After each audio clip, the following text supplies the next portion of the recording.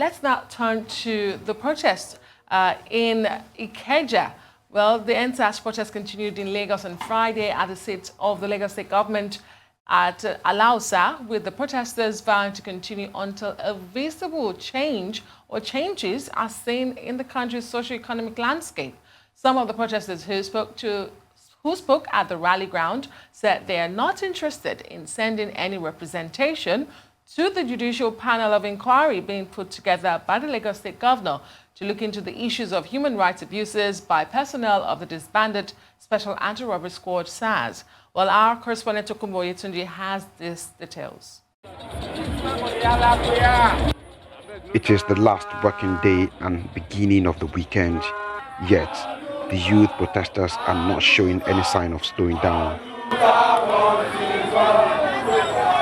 Their energy and strength seem to increase with the number of days of the NSAS campaign on the streets.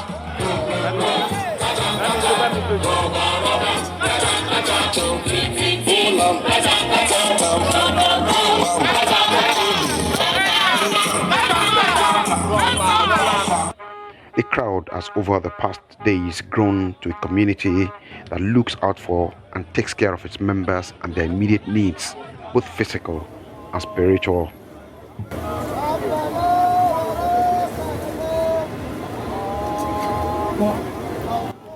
As a holy day for the Muslims among them, every other activity came to a temporary halt to allow for the day's special prayers, during which there was a special supplication to Allah for a special intervention in support of their agitations.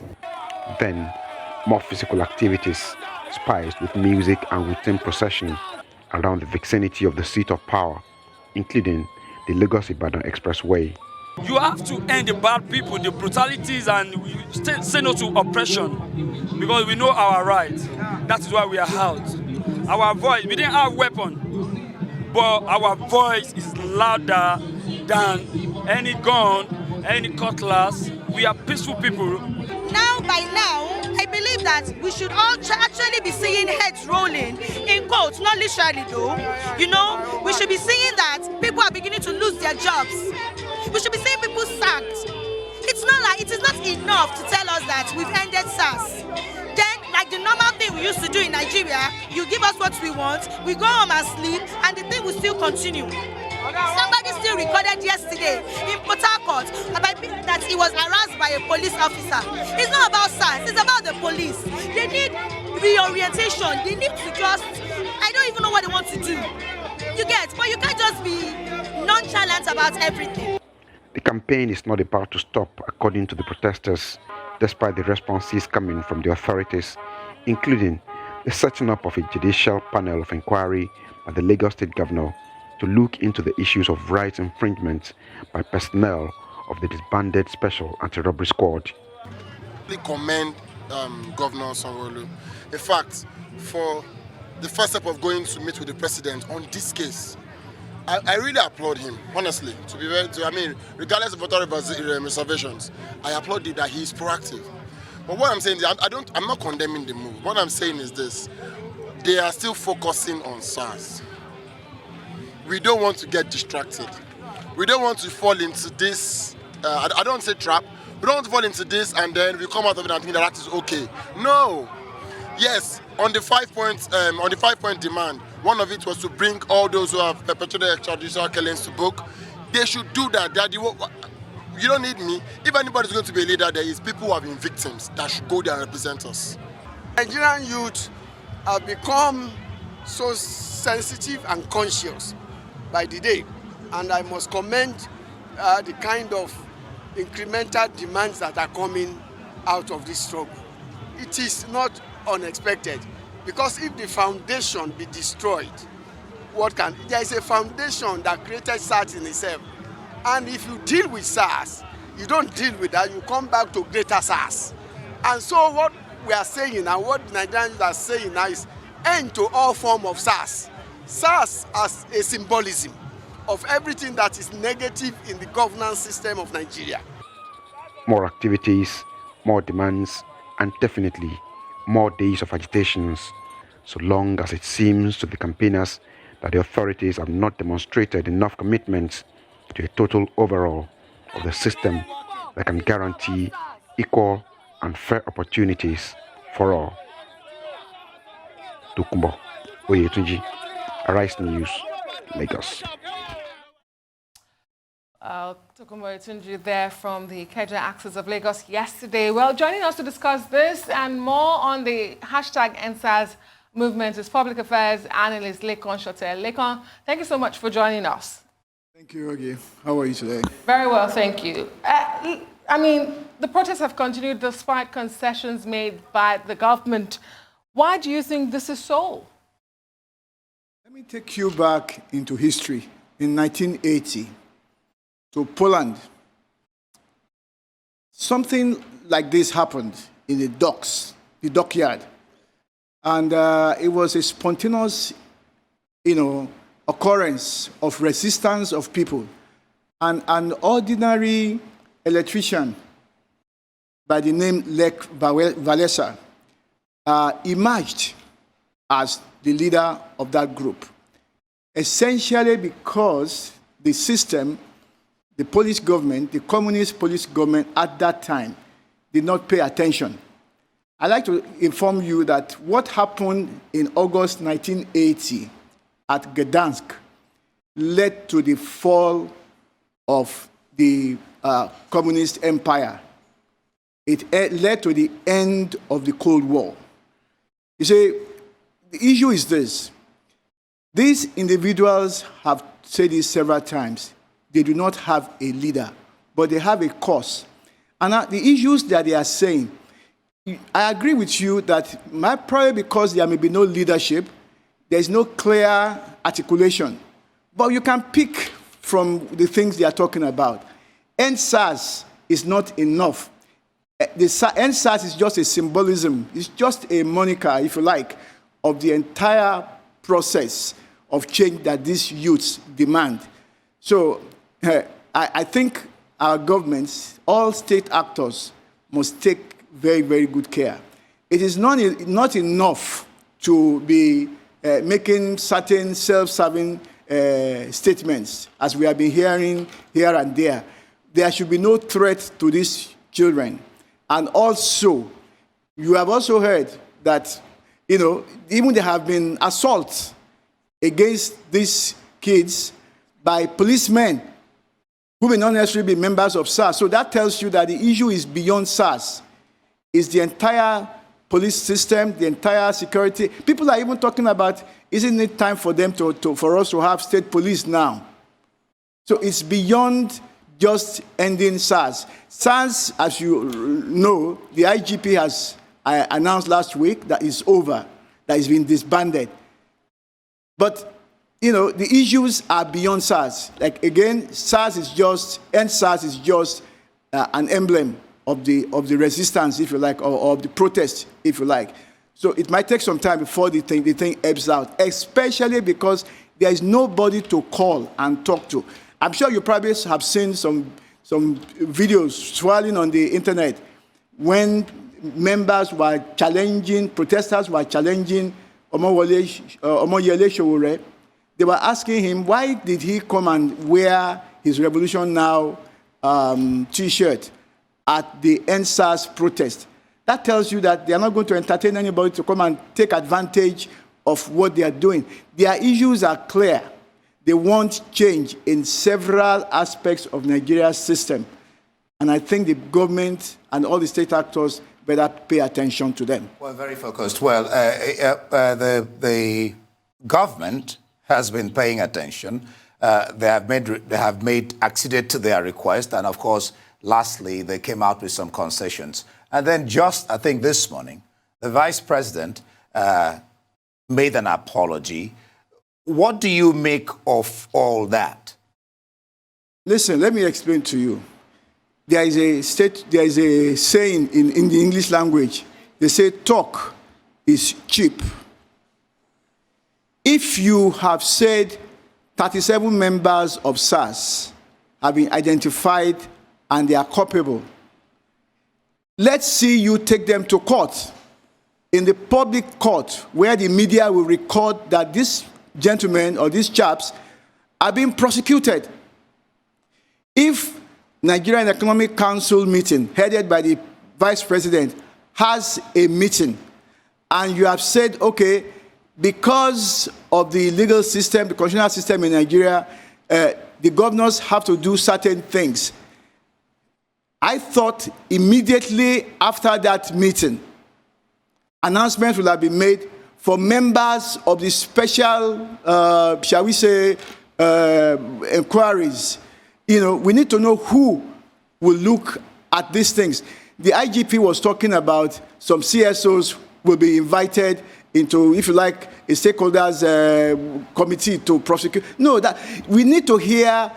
Actually, it's not enough for you to just be making announcements. There has to be clear, definitive actions. Well, I'm not sure whether you know that just this morning, the PSC has recommended for the sack of 37 of the policemen who were found culpable, and then another 24. Can I ask you, does Arise TV have the names of those individuals and their photographs? Well, that occurred this morning. Yeah, I understand don't think now. It's an immediate thing. There's no reason why, if the 37 of them have been identified, who are they? We need to see them on TV. We need to be sure, and it's not enough to just ask them to go home. You need to prosecute them. Individuals have died. Jimoh Ishaq has been killed. Some other people have been killed all over the place by police officers. So it's not enough to just ask them to go home. There has to be prosecution of these individuals. You know, you can't just be making announcements. That's what listen, I think these kids are saying, don't just make announcements to us. We want to see action. Action speaks louder than voice. It's not enough for you to announce that we have asked them to go home. Go home where? Are you prosecuting them? You recall there was a time many years ago under the Obasanjo administration, an IGP was taken to the court. We saw him taken to the court. Do you understand? He wasn't going to go. They dragged him to the court. I don't approve of dragging people to court, but I'm saying that they physically took him to court. We saw that, yes, action is being taken. But for you to be announcing, and please don't tell me that this is weekend, that today is Saturday or today is Sunday. No. Police can arrest you at any time, on any day. Indeed. Well, let me ask you, do you think that the police officers appreciate the frustration of these young people as a consequences of their brutality? Do they also appreciate that these reforms would benefit them? What's your sense of it? Sorry, I didn't get your question very well. Do you think that the police formation, the police in Nigeria, appreciate the frustration of the young people as a consequences of their own brutality? Are they taking enough responsibility? Do you also think that there's a sense of ownership to say these reforms will also benefit the police? Well, I think that aspect of will this thing benefit the police is percolating gradually to the police. They are beginning to understand. I've had some discussion with 1 or 2 police officers, and they have told me that, okay, well, now we understand what they are talking about. But the question actually should be, does the police system, does the police hierarchy, does the IGP, does the PSC, does the Minister of Internal Affairs, does the Police Council, do they quite appreciate the danger that the police is causing to Nigerians? Do you understand? You see, when you don't, recruit properly, I'm sure you remember the 10,000 police officers recruitment that became like a ping pong between the PSC and the IGP. A lot of people wanted to just bring in their proteges into the police just to find jobs for people. It wasn't that about getting qualified people into the police. So recruitment, training, the psychology, and remuneration. These kids are talking about remuneration also for the police officers. What is the condition of service? Are they even insured? Do they have insurance? If they die on duty, what happens? I don't know if you have been to a police station. I have been to a police station where they want to ask you to write statement, and you give them money to buy yes. You give them money to buy the paper, the biro, and all that. I had seen it as at 30 years ago when I was in Imo State, living in Imo State. That's a long time ago. So it's not a new thing. These things must stop. Yeah, I've also even read that. And I was a federal government officer at that time, and they made me pay. After coming to report burglary in a federal government office to the police, in Imo State, they made me pay for stationery. That's over 30 years ago. And I've read that even police, they take suspects to court with their own money. You know, I read that also. Let's still talking about action, Leko. The state governor, Shomolu, says one of the protesters, that not one of the protesters arrested stayed in the station beyond 3 hours. They were all released unconditionally. They have set up a 200 million compensation fund. You know, then he talked about increasing the emolument to the police. That will take a process. But he named the 4 police officers and says they are now in orderly trial. That's action, is it not? That's action.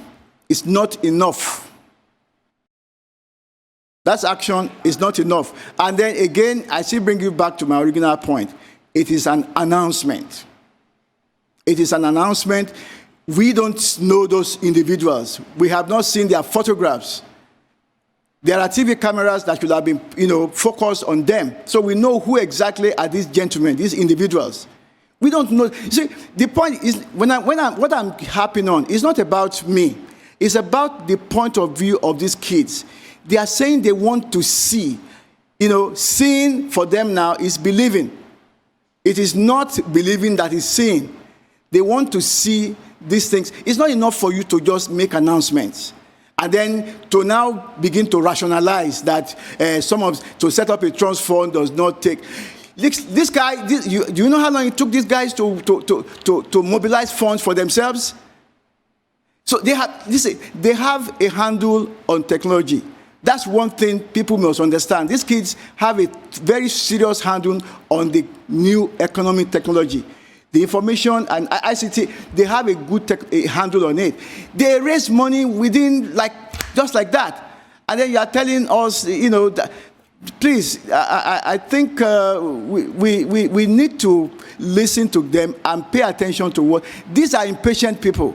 Let it not, I hope this will not cause more problems than we have already. Let's talk about the leaderless nature of the protest. How much of a challenge would this pose in, forging a direction and negotiating? Because it is all about negotiations, isn't it? And secondly, the timing of the formation or creation of SWAT, the tactical squad to replace the defunct SARS. Was there any sense in this at a time like this? I'm shocked that the IGP came up with SARS. Somebody says if you remove NSAS, something must replace it. Has the police, Nigeria police force, has it been disbanded? Can't people be asked to do some of these jobs that NSAS have been doing and be, rather than be members of some SWAT or whatever name they call it? I think that's my answer to that. Now, all over the world, you do have special units for special purposes. And SWAT, their points of reference were clearly mentioned. One of them is no longer patrols on the streets. I mean, what it used to be with SARS. So they were clearly enumerated quite distinctly. I get you. Listen, again, let me go back to these youths. They are pissed off with the fact that you came up with SWAT. Almost, it was as if something was in your cupboard or in your desk. You just removed one and swapped. It's like you have your system, you brought out a flash drive, and then you put in another flash drive. That's what it looks like to them. The police is still standing. It has not been disbanded. Yes, people can be deployed, but telling us that there's a SWAT is almost saying that you are just exchanging. Now, don't worry about whether the personnel will not be the same. If the police itself has not been quite given proper reorientation, it will still be the same at the end of the day. Now, to the question of Ogi, You know, we seem to have a leaderless group. That is the danger. But I want to assure you, from what I've seen, there's coordination. There's coordination. They speak among themselves. I don't know who is their leader, but I'm certain that there is some coordination. They coordinated for funds. They prayed yesterday. Somebody led the prayer, and the Christians watched over them, kept vigil. I hope you have seen videos of phone charging galleries where you can charge your phone on the protest grounds. It tells you that somebody is thinking. You are dealing with people who are thinking. They are not sitting down. They are proactive individuals. If there's a problem, they will look for solution and solve it. That is what I am pointing out. We need to understand that. These guys, they are not kids the way we are looking at them as if they are little children. They are not. They are smart and they have capacity. So we need to pay attention to them rather than come at them with one platitudes or some other things that looks as if we are playing on their intelligence. We can't afford to do that. I have children of their age, and I know how we talk in the house. There are some things I can't railroad my children at home. They will sit me down and say, Daddy, sit down. This is what I'm thinking. And I have to listen. Well, thank you so much, LEKAN SOTE, for your analysis. Much appreciated. And thank you for coming on the Morning Show.